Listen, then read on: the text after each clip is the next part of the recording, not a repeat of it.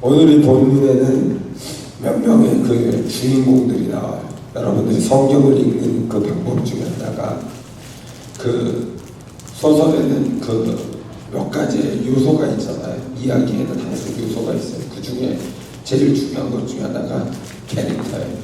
주인공. 우리가 뭐 배경도 알 수 있고요. 컨텍스트. 구성도 알 수 있죠. 플롯도 있어요. 근데 가장 중요한 거는 이 캐릭터예요.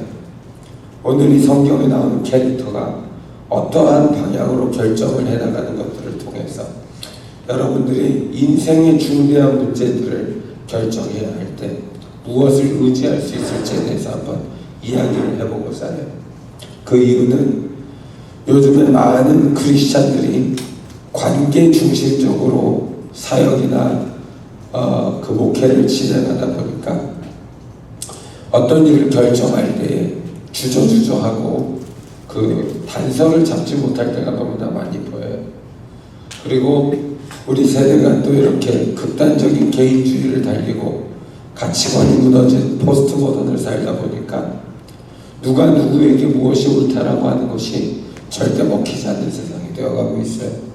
근데 우리가 하나 분명히 해야 될 것은 이 세상을 다스리는 분은 창조주 하나님 한 분밖에 없으신 거예요. 여러분 이걸 놓치시면 안 돼요. 여러분이 우연히 바라보는 일까지도, 공중에 지금 날아가는 새까지도, 떨어지는 새똥까지도, 맞는 그 자동차까지도 하나님이 허락하지 않으시면 일어날 일이 없어요. 여러분 이걸 아셔야 돼요. 이 세상에 우연이라는 것은 존재하지 않는 거예요. 하나님이 짜놓은 시간표와 하나님이 허락하신 반경 안에서 자유함을 가진 어떤 규칙들은 있을 수 있지만 우리 인간이 신을 따돌릴 수 있을 만큼 상대적인 조건이 세상에 존재하지 않는다는 거예요. 두 번째는 우리가 구원을 받을 만한 이름은 예수 그리스도에 의해 주신 적이 없다는 거예요. 여러분 이것을 놓치셨다가는 종교다원주의나 아니면 자기가 만든 이데아나 무신론이나 어떤 인간 파괴주의나 이런 거에 빠져가지고 헛짓거리를 할 수가 있는데 우리 성경은 명확하게 말하고 있어요. 천하 만물에 다른 이름을 주신 적이 없나니 오직 예수 그리스도의 이름만으로 우리는 구원을 받을 수 있다는 것. 세 번째는 하나님은 역사 속에서 인류에게 말씀하고 계신다는 거예요. 그 말씀을 모아놓은 기록된 성경도 이미 2세기가 넘게 우리가 보고 있지만 20세기가 넘게 보고 있지만 하나님께서는 우리에게 여러 가지 모양으로 말씀하시고 있다는 거예요. 자연을 통해서, 일반적인 계시를 통해서, 특수한 계시를 통해서 하나님께서 주신 성령님의 조명을 통해서 우리는 하나님의 뜻을 분별하고 예지하며 살아갈 수 있다는 거예요. 여러분 제가 말하는 이 모든 것들이 공격받고 있는 세상을 우리는 살아가고 있어요. 그러나 여러분들 눈 하나 깜짝하시면 안 돼요. 누가 창조주 하나님의 전능하신 권위를 흔든다 그래서 눈 하나 깜짝하실 필요 없어요. 예수 그리스도의 절대적인 메시아 되심에 대해서 타협하실 필요 없어요. 성령님께서 우리를 인도하시고 조명하시고 가르치실 수 있다는 것에 대해서 열린 마음을 갖지는 못할지언정 그것을 비판하는 사람들의 손가락질이 아무리 이론적으로 무장되어 있다고 하더라도 귀를 기울이실 필요가 없어요. 그것은 하나님은 살아계시고 하나님의 말씀은 오늘도 운동력이 있어서 좌우의 날성검과 같이 우리를 뚫고 들어오는 그런 역사가 있을 것이기 때문에 그런 거예요. 그러므로 여러분들은 이 죄악된 세대를 의존하지 마시고 여러분에게 주시는 하나님의 말씀, 기록된 말씀과 예지된 말씀과 성령님의 조명과 여러분들의 모든 인생의 지혜와 경험과 여러분들의 공간 역사들을 합쳐서 균형 잡힌 신앙을 유지하실 수 있어야 된다는 거예요. 그러므로 오늘 우리가 읽어보고 있는 이 사도행전의 이야기는 귀신 씨나라 까먹는 소리가 아니라 어떤 영지주의자들이나 신비주의자들의 얘기가 아니라 그저 예수 믿고 거듭났다 그 사람들이 초대교회에서 어떻게 움직여야 됐었는지 몇 명의 리더들을 통해서 그 본보기, 이그zem플라리한 라이프 스타일을 보여주고 있다는 거예요. 첫 번째가 보시면 2절에 보시면 디모데라는 사람이 나오는데 어머니는 유대 여자고 아버지는 헬라인 그리스 사람이에요. 얼마나 엄격하겠는지 아시겠어요? 어머니는 유태주의자고 아버지는 그리스 사람들. 둘 다 문화와 종교의 자부심을 갖고 자기들이 최고라고 믿는 사람들이죠.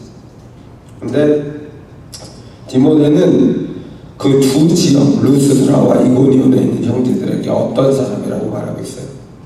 칭찬받는 자니. 여러분, 제가 인생을 살면서 칭찬을 참 많이 받았어요.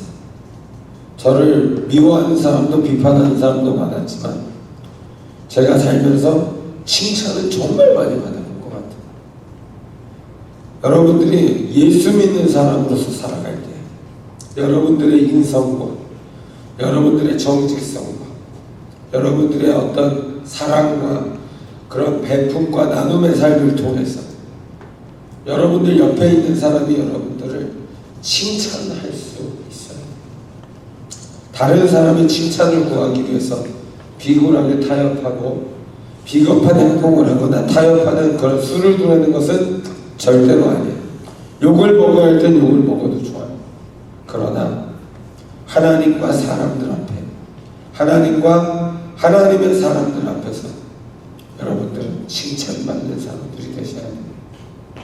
루스드라와 이고니온에 있는 형제들이라고 그랬어요. 그 지방 사람들을 말하는 게 아니에요. 예수님을 믿는 그 형제들에게 칭찬받는 자리.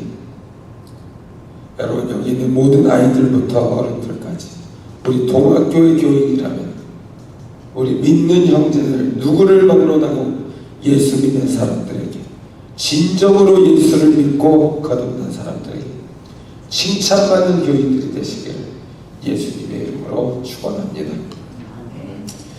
이것을 근거로 바울이 디모데를 데리고 떠나려고 할 때에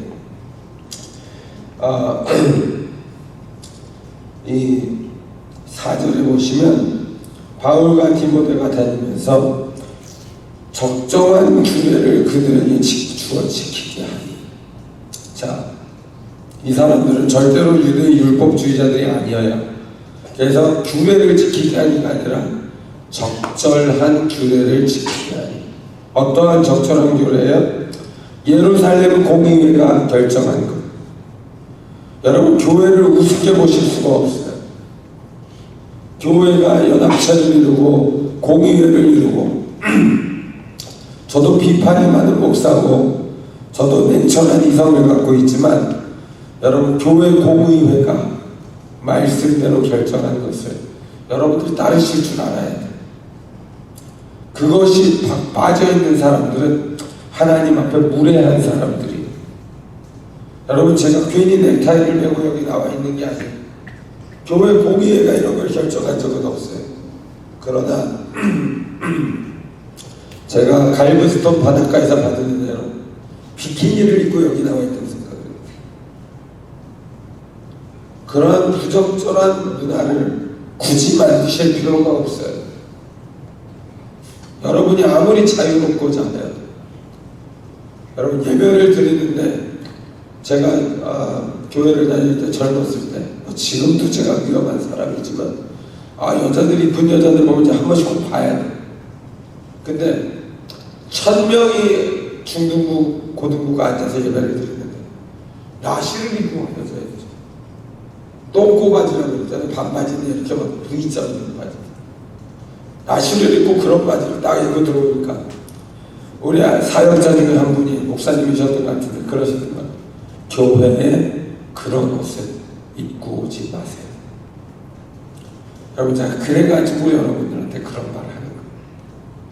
아무리 자기 몸매에 자신이 없어도 너무 드러내지 마세요. 보는 사람들이 힘드니까. 이쁘면 이뻐서 힘들어요. 유혹이 되니까. 못생기면 못생겨서 힘들어요. 짜증나는데 또 보게 돼요. 그건 범죄예요, 범죄. 왜 볼 것도 없는데 자꾸 사람들 눈가에서 힘들게 만들어? 우리가 가릴 것을 가릴 줄 아는 지혜를 가지셔야 돼요. 여러분, 옷을 입으실 때 어떻게 입는 게 제일 편해요? 제가 입어보니까 벗는 게 제일 편해요. 자, 아마 우리 집에 딸이 없었으면은 반스나 입고 다녀도 그 정말 편할 것 같아요. 네.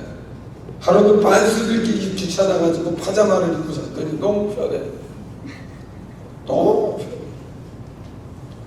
네. 가끔씩 이렇게 자동차에만 있을 거다라는 계산하네. 속옷도 안 입고 그냥 티셔츠 하나 딱 입고 나가면 얼마나 편한지 몰라요. 네. 그러고 교회 들어오지 마세요. 이유는 아주 간단해요. 성경에 그러지 말라고 되어 있어요. 가릴 것을 가리고.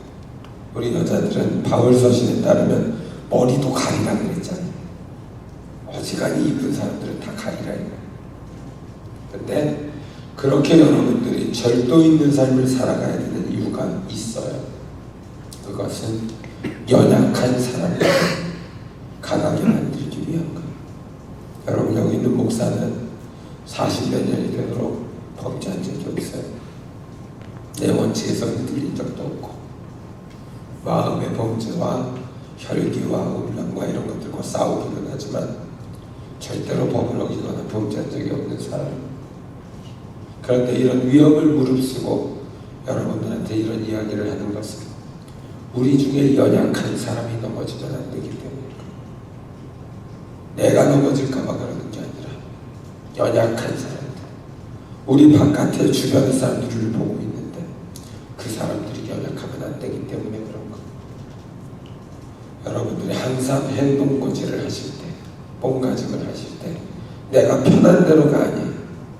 오직 하나님의 영광을 위해서. 여러분이 보여주셔야 될 여러분들의 모습들, 사용하셔야 될 능력들, 모든 것이 다 하나님의 영광을 위해서 절제되는 삶이 나타나야 되는 거예요. 5절에 보시면 그렇게 했을 때 여러 교회가 믿음으로 굳건해지고 수가 날마다 늘어가니라. 21세기 교회가 잃어버린 것이 있다면 이거예요. 적절한 규례를 지켜 행할 때 교회가 굳건해지고 그 수가 늘어가는 것인데, 어줍지 않은 세상의 지식과 가치관과 타협하고 어줍지 않은 사람들의 관계 때문에 하나님이 싫어하시는 가치관을 용납해버리고. 여러분, 제가 어제 저희 와이프가 베트남 캐톨릭 교회에서 장례식에 갔어요. 저희 와이프 친구 어머님이 돌아가셨어요. 성례식을 하는데 정말 멋지더라고요. 뭐가 멋진지 알아요? 캐톨릭 교인이 아니면 먹지 마세요. 전 그거 듣고 충격 먹었어요. 간만에 들어보는 생각. 우리 감리교는 뭐라 그래요?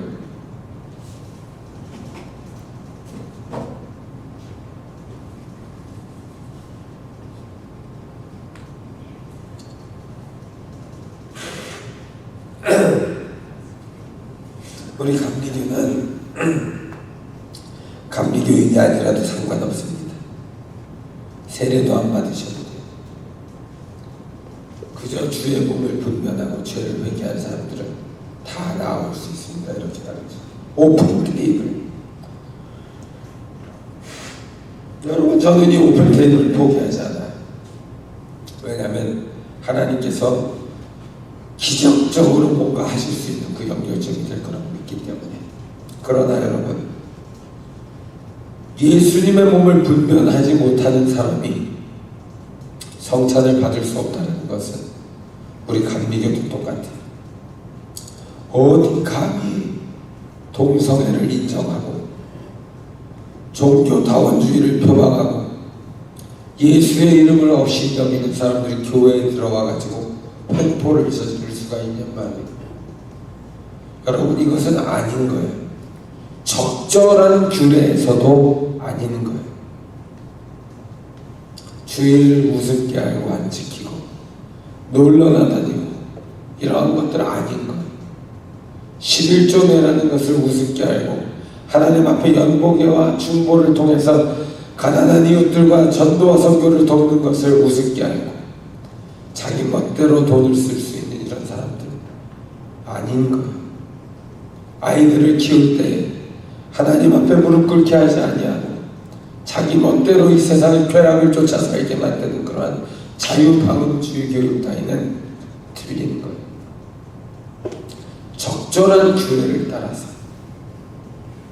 순종할 때에 하나님의 교회는 늘어나게 돼 있어요. 여러분 요즘 교회가 줄어드는데 걱정하시고 뉴스그룹이 없어지고 젊은이들이 없어지고 걱정하시는데 없어져도 싸요. 왜? 교회 꼬라지를 보세요. 뭐를 배우고 있어요? 교회 와서 더 헷갈리지 않겠어요? 우리 뉴스그룹에 우리 딸내미들 둘을 보내놨더니 부적절한 성관계에 대해서 논하는 친구들에 대해서 충격을 먹고 돌아와. 컨트롤이 안 되는 거예요. 하나님 앞에 적절한 규례를 따라서 순종하는 게 훈련이 되지 아닌 사람들이 교회 안에 들어와서 단순히 그 교회 조직을 이끌고 돈을 내고 건물을 지어줬다 그래서 그것이 교회는 아니라는 거예요. 하나님의 교회는 예수 그리스도의 가르침을 지키고 수호할 수 있는 거룩한 사람들의 집단일 수밖에 없다는 거예요. 그래서 여러분들이 교회를 정말로 구별해서 지킬 때 여러분들이 교회도 부흥하고 여러분들의 가게와 사업도 부흥해야 되는 거예요.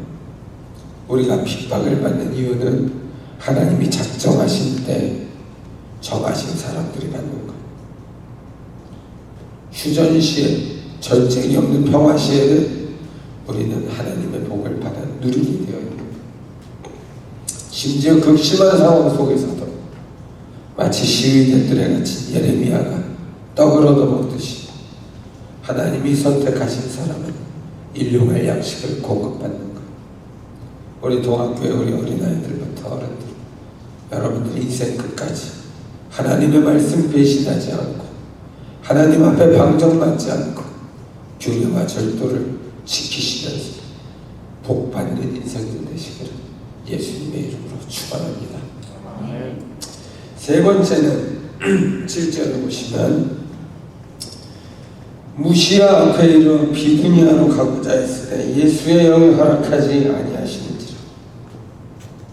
자, 이 사람들은 이미 전도 플랜이 짜져 있어요. 우리가 마치 회의로 가겠다는 그런 마인드처럼 전도 플랜을 다 짜놓고 이러고 있는 거예요. 근데 누가 허락을 하지 않아요? 예수의 영이.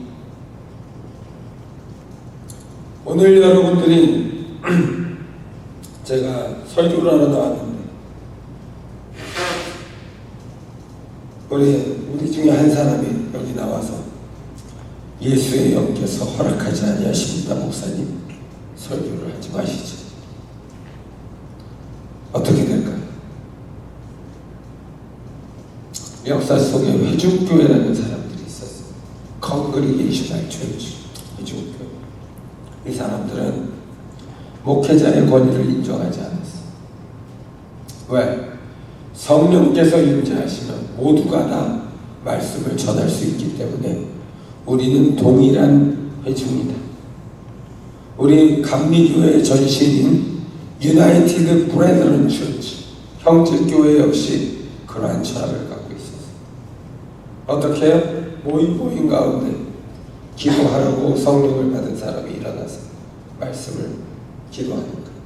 말씀을 전하라고 받은 성령께서 인도하신 사람들이 일어나서 기도하는 거예요.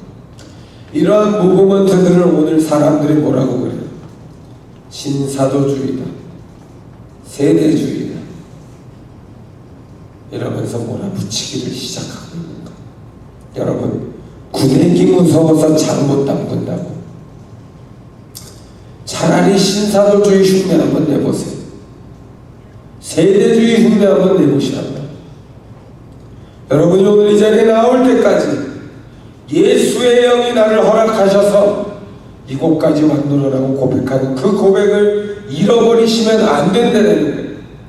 여러분이 진로를 정할 때, 학교를 정할 때, 직장을 정할 때, 무엇을 정할 때 왜 그러고 있느냐라는 질문 안에 예수의 영이 허락하셔서 또 예수의 영이 허락하지 아니하셔서 나는 이 길을 걷고 있더라고.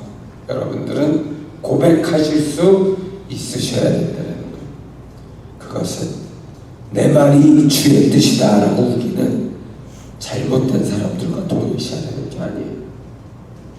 여러분, 예수의 영이 함께하는 사람이 어떻게 교만할 수가 있어요? 예수의 영이 함께하시는 말을 하는데 교만이 어디서 나와요? 나는 온유하고 겸손한 자니 나의 멍에를 지고 나를 쫓으라하셨던 그분의 영이 함께하셨는데 어떻게 내 말을 따르라고 모가지를 뻣뻣이 세울 수가 있어요? 여러분, 저는 배울 만큼 배우고 교만할 수 있는 조건을 갖고 있어요. 배움을 끝내지는 못했지만 어느 사람 앞에서도 제가 학문적으로 자신 있는 사람이에요. 근데 그것을 한 번도 써먹은 적이 없어요. 그리고 사람들은 저를 교만하다 그러는데 제가 교만하게 생긴 건 알지만 여러분, 제가 교만하지 않아요. 여러분, 그걸 아셔야 돼요. 예수의 영이 허락하는 한 목숨을 걸고 지킬 줄 알고 예수의 영이 허락하시지 않을 때 내가 하고 싶은 것도 내려놓을 수 있는 사람이 되셔야 된다는 거예요.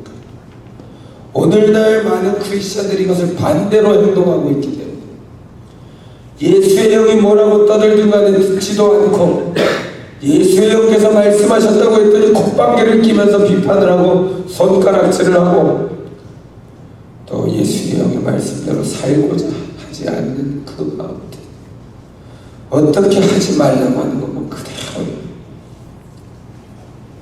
하지 말라고 하는 건 다 후회해요. 다 기도하고 다 원하고 하지 말라는 행동은 다 지키면서 한 가지도 예수의 영이 하라고 하셨던 것을 따라가지 못하는 이 타락한 세대를 여러분들은 본받으실 필요가 없다는 것. 여러분, 골방에서도 여러분들이 혼자 있을 때에도 기록된 말씀과 기도와 그리고 성령님의 계시를 따라 여러분들은 결단하실 수 있으셔야 돼요.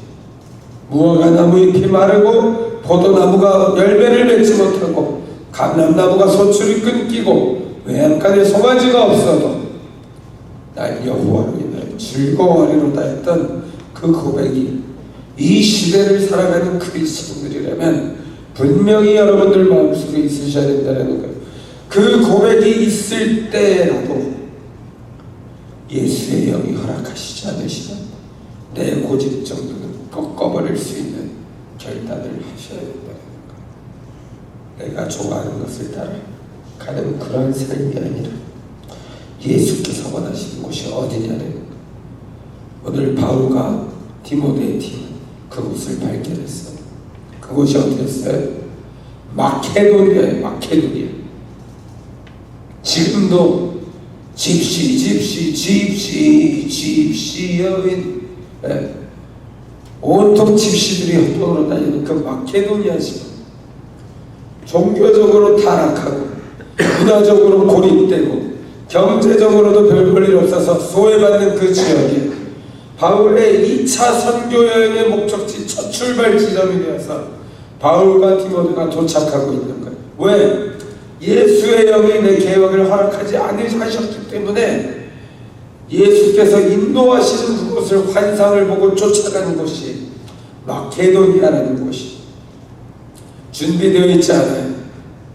재정적으로 준비되어 있지 않아요. 갈 곳이 없어요. 그런데 둘이서 믿음으로 그곳을 향해 꿈과 환상을 쫓아가고 있는 거예요. 요즘 말로 말하면 세대주의자들, 신사도주의자들이 하는 짓을 하고 있는 거예요. 공의회가 정해준 규칙을 따라서 다른 지역으로 갔었어야 하는데 성령께서 말씀하신다는 이유로 그 환상을 쫓아 자기 마음대로 그 목적지를 향해 가고 있는 거예요. 갔더니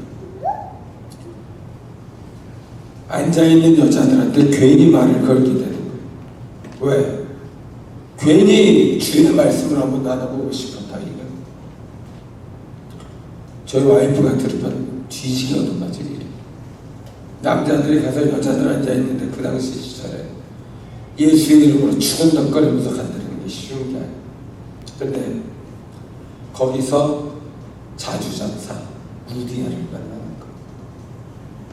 루디아가 이 말씀을 들을 때 성령께서 강하게 임재하시는 것을 깨닫게 되었어요.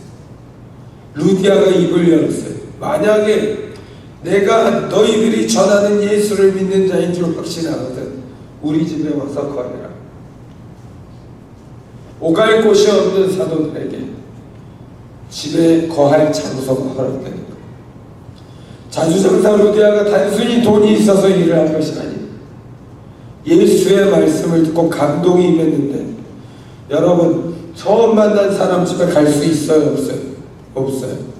아무리 성장한 남자라도 예수 믿는 사람이라는 걸 발각되면 바로 죽임을 당하는 그때 루디아가 줬거든요.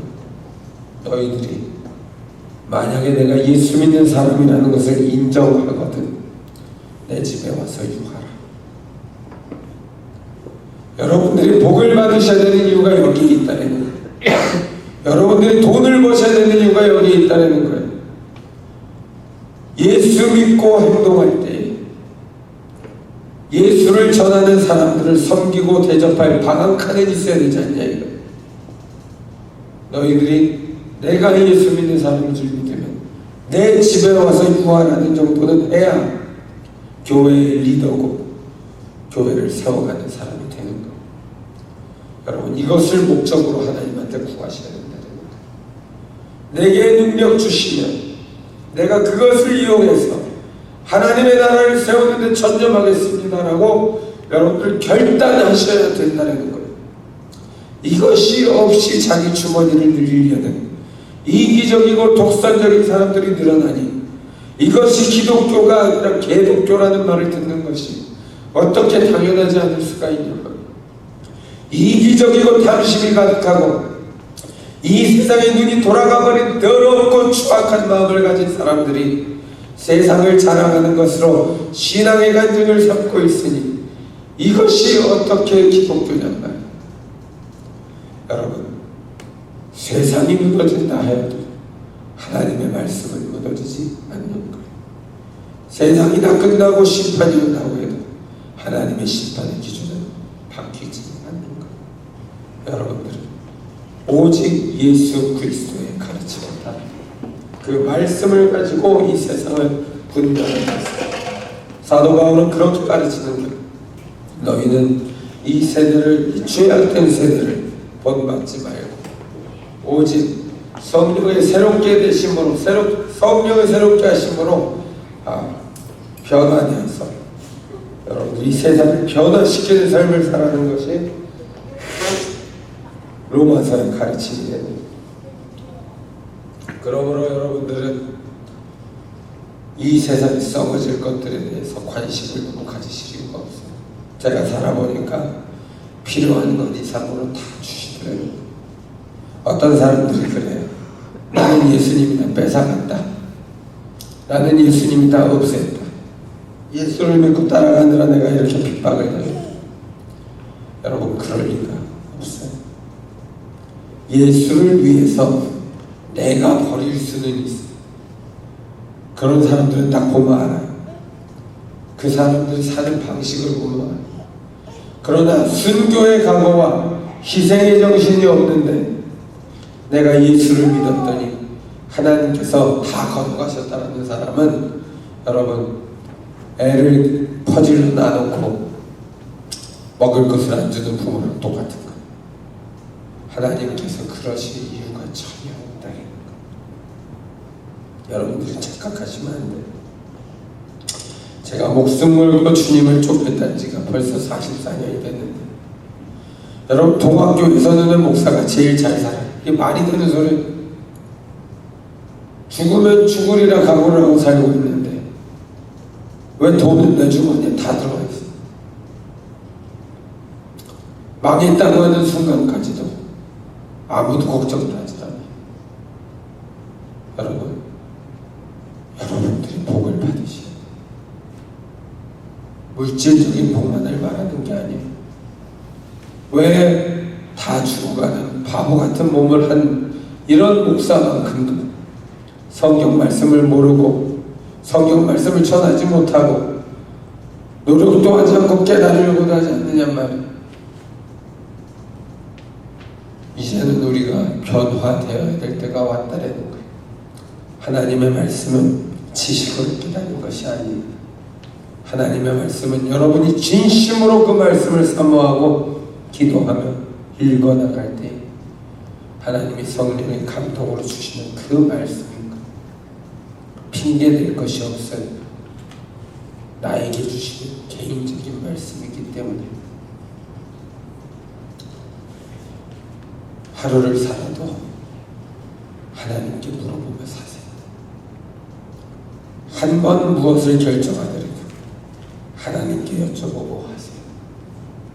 주의 영이 허락하지 아니하시면 과감하게 접어버리시고, 주의 영이 하라고 하시면 아무리 억울한 생각이 들어도 끝까지 해보세요. 희한하게도 하나님께서 제가 본 인생들 가운데 제 인생을 포함해서 제가 본 인생과 역사들 속에 그러한 각오로 가는 사람들이 핍박과 순교를 당하는 적은 특정한 역사적인 시점을 빼고는 없다라는 것. 여러분들이 복을 받으셔야 돼요. 어떤 복을? 야곱의 남은 자의 백성이 되는 복을 받으셔야 돼요.